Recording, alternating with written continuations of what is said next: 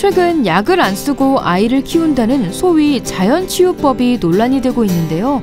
약을 쓰지 않으면 아이의 면역력이 더 세진다고 하는데 과연 그런지 전문가들의 의견을 들어보겠습니다.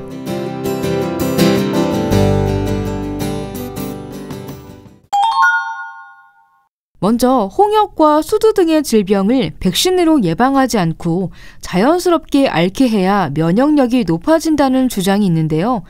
하지만 전문가들은 홍역, 수두 등의 질병이 고열과 폐렴, 뇌염 등의 합병증을 유발할 수 있기 때문에 이는 아주 위험한 발상이라고 지적합니다. 더구나 예방접종을 하지 않은 아이가 질병에 걸리게 되면 주변의 다른 아이들까지 피해를 볼 수 있으므로 국가적 사업인 예방접종에 동참할 것을 권유하고 있습니다. 두 번째로는 항생제를 쓰면 사람에게 유익한 세균들도 죽기 때문에 건강에 해롭다는 주장이 있는데요. 그러나 전문가들은 유소아에게 제때 항생제를 사용하지 않는 게 더 위험하다고 지적합니다.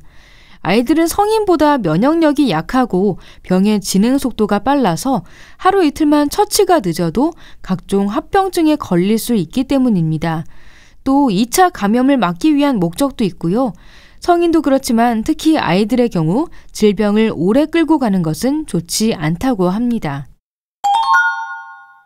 세 번째로는 아토피가 있는 아이에게 로션은 도움이 되지 않으며 피부를 긁도록 두는 게 좋다는 주장이 있습니다. 긁어서 피가 나면 그 자리로 독소가 배출된다는 건데요. 하지만 전문가들은 건조해진 피부에 보습을 하지 않아도 된다는 건 궤변이라며 반박합니다. 또 가려움증은 긁으면 긁을수록 더 가려워지는 게 특징인데요.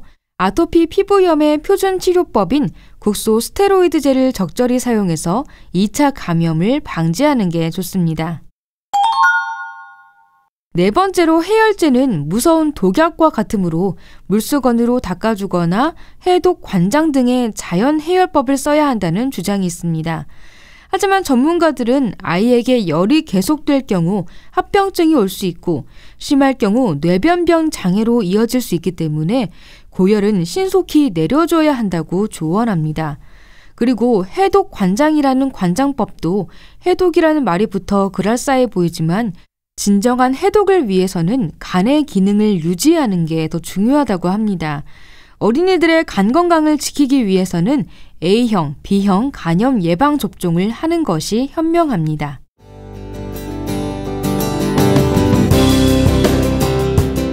이처럼 전문가들은 자연 치유를 믿고 아이의 병을 제때 치료하지 않으면 더 큰 병으로 이어질 수 있다고 경고하고 있는데요.